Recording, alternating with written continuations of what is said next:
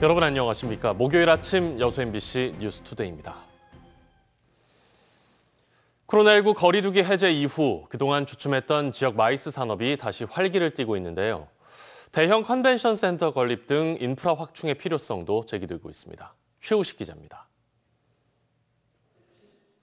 전국 시도지사와 회원 등 2천여 명이 참가하는 한국행정학회 학술대회가 여수엑스포 컨벤션 센터에서 개막했습니다. 오전부터 등록 창구는 참가자들로 붐볐고 행사장이 마련된 박람회장 곳곳은 활기가 넘칩니다. 코로나19 거리두기가 해제된 이후 세계 박람회장을 필두로 여수 지역의 마이스 산업이 활력을 되찾고 있습니다. 마이스 산업의 결정판과도 같은 엑스포를 개최했던 여수시는 2013년부터 관련 행사 유치가 꾸준히 늘었지만 지난 2년여 동안 코로나19의 직격탄을 맞았습니다.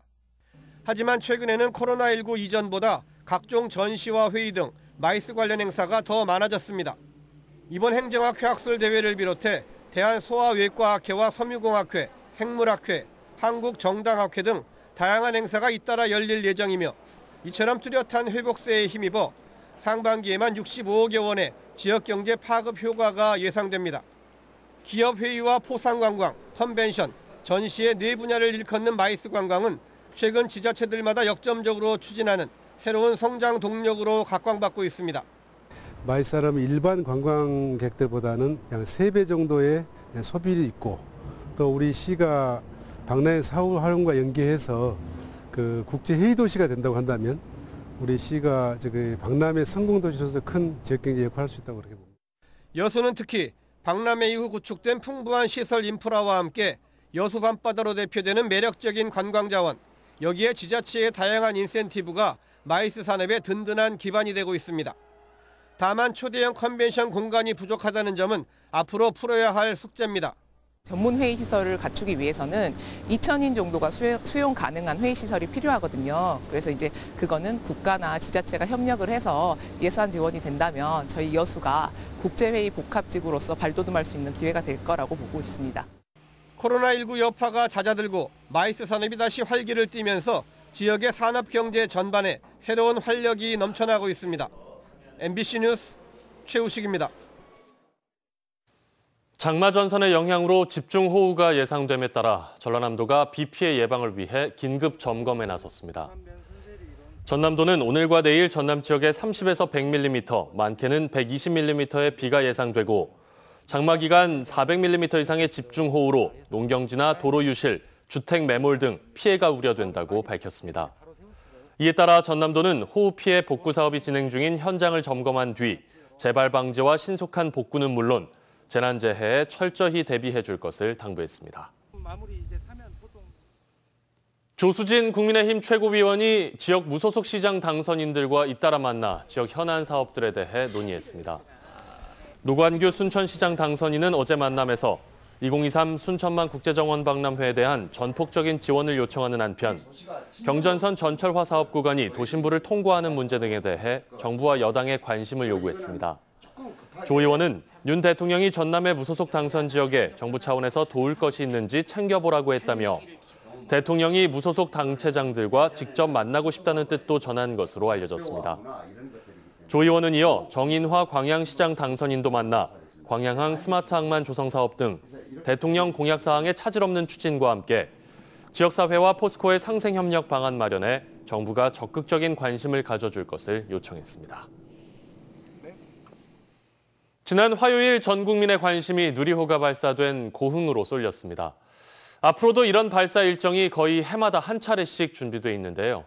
이번 발사 성공을 계기로 우주산업과 기관에 대한 유치 경쟁도 더욱 가열되고 있습니다.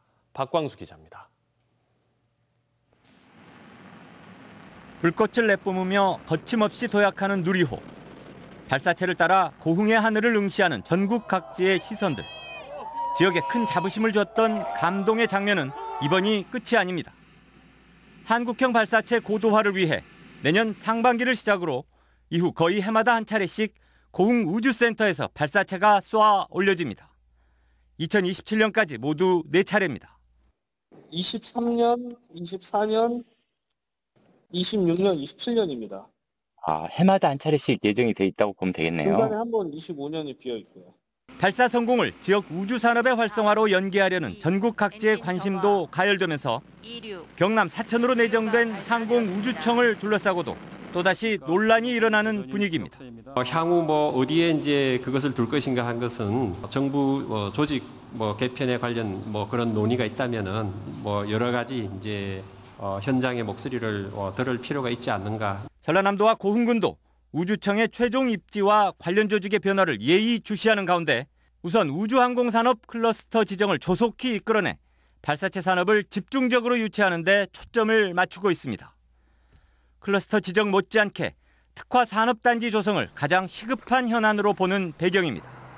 저희들이 사실 그 산업 기반 시설이 부족합니다. 그래서 저희들이 지역의 발전을 견인할 수 있는 산업단지 조성이 가장 필요하다고 좀 저희들은 생각하고 있고요. 누리호의 성공이 우주항공산업에 대한 지원과 투자에 훈풍을 불어넣고 내년부터는 정부 기술의 민간 이양도 본격화될 상황. 전남과 고흥이 발사체의 본거지를 넘어 산업의 중심지로 도약하기 위한 중요한 분수령을 맡고 있습니다. MBC 뉴스 박광수입니다. 더불어민주당 김승남 의원이 민간 주도 우주 개발을 촉진하기 위한 우주개발진흥법 일부 개정 법률안을 대표 발의했습니다. 개정안은 우주 전문 기업에 대한 지정과 이에 대한 보조, 융자, 기금 투자 등의 내용을 담았습니다. 또 우주개발 기업들의 경쟁력 강화를 위한 인수합병 지원과 우주산업 클러스터 지원센터 지정 등에 대한 근거도 포함됐습니다. 광양시가 저소득층 한시 긴급생활지원금을 다음 달 1일부터 지급합니다. 광양시는 이번 관내 지원 대상이 지난 5월 말 기준으로 4,200가구이며 모두 21억여 원이 지급될 예정입니다. 시는 이번 지원금이 최근 급격한 물가 상승 상황 속에서 저소득층의 생계 부담을 완화하고 소비 여력을 높이는 데 실질적 도움이 될 것으로 기대하고 있습니다. 주민들의 나은 삶을 위해 자치단체장을 뽑는 건데요. 정작 자치단체장들이 주민들의 걱정거리가 되기도 합니다. 오로지 선거에서 이기기 위해 권모술수를 부리고 엉뚱한 일을 벌였던 대가를 검찰과 경찰이 들여다보고 있습니다. 박종호 기자의 보도입니다. 지방선거를 불과 일주일 앞둔 지난달 23일, 현직 무안군수가 재선을 위해 자리를 잠시 비운 사이 8억 3천여만 원짜리 거액의 수의계약이 체결됐습니다. 그런데 이 업체 대표가 계약에 앞서 두어 달 전부터 군청 공무원들과 특별한 관계를 맺었다는 정황이 드러났습니다. 사업비의 10%가량인 8천만 원의 뒷돈이 각각 5천과 3천, 두 차례에 걸쳐 누군가에게 전달됐다는 내용을 담은 녹음 파일이 공개된 겁니다. 오늘 통화했는데 그 1분만 출항한다. 지금 저기 캠프에가 알라붙구만. 그래서 제가 한 5천만 원 준비했거든요. 그래. 그럼 오늘 오전 5천만 원 줘. 경찰 수사는 선거가 끝난 뒤 본격화되고 있습니다. 녹음 파일에 언급된 고위 공무원을 비롯해 뒷돈을 건넨 업체 대표, 전달자 등 4명이 피의자 신분으로 조사받고 있습니다. 상당수가 휴대전화를 교체하는 등 수사에 대비한 것으로 경찰은 보고 있습니다. 무안군 계약부서와 사업부서 공무원들도 조사를 받기 위해 경찰서를 들락거리고 있습니다. 괜히 이제 좀 피곤하긴 합니다. 공무원이라고 해서 이제 무엇도 사고 있어서 조사를 받고 있지만 좀 어렵습니다. 업무적인 판단에 의해 가지고 계획에 맞춰서 시행을 했을 뿐이고. 그런데 뒷돈을 건넨 업체와의 계약이 무리하게 이루어졌다는 의혹도 제기됩니다. 업체가 직접 생산한 물품을 구매하는 수의계약을 맺었는데 정작 이 업체는 직접 생산 대신 다른 곳에서 물건을 사올 계획이기 때문입니다. 그거는 저희가 제조하거나 하지 않아요. 그건 저희 조합에서 하고 있는 거라고 저도. 경찰은 무안군수와의 연결고리를 찾는 데 수사력을 모으고 있습니다. 수사로 인해 지방상수도 사업은 차질이 불가피하고 군정 집중도는 떨어질 수밖에 없습니다. 지역으로서는 그런 것이 없다라고 생각되지만은 만약 있다라고 하면은 좀 안타까운 일이고. 민선 7기 강진군도 인허가 건이 불러온 나비 효과에 떨고 있습니다. 가우도 관광단지 개발 사업 과정에서 뇌물을 받아 중형을 받은 이승옥 군수 전 비서실장의 입이 이 군수의 발목을 잡는 겁니다. 전 비서실장은 이 군수가 과거 주민 800여 명에게 사과 상자를 돌렸던 상황을 검찰에 다시 털어놨습니다.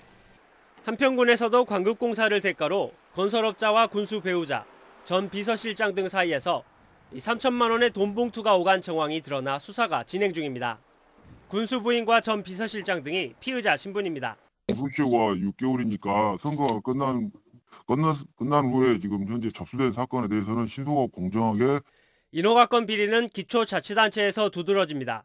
2015년부터 5년간 감사원의 인허가 감사에서 적발된 395건 가운데 92%가 기초자치단체에 몰려 있습니다. 지자체장의 인허가권이 비리 의도시 돼 지방자치를 어지럽히고 있습니다.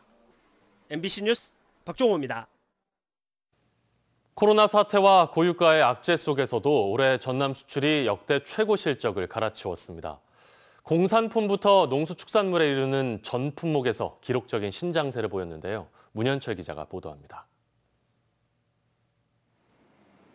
올 들어 5월까지 전남 지역 수출액은 208억 달러, 지난해 같은 기간보다 33% 증가했으며 5월 누계 기준으로는 역대 최고 실적을 갱신했습니다. 전국 수출 증가율을 크게 넘어섰고 전국 17개 시도 가운데 수출 비중이 7위로 올라섰습니다. 품목별로 보면 국제유가 상승으로 단가가 크게 오른 석유 관련 수출이 선전했습니다.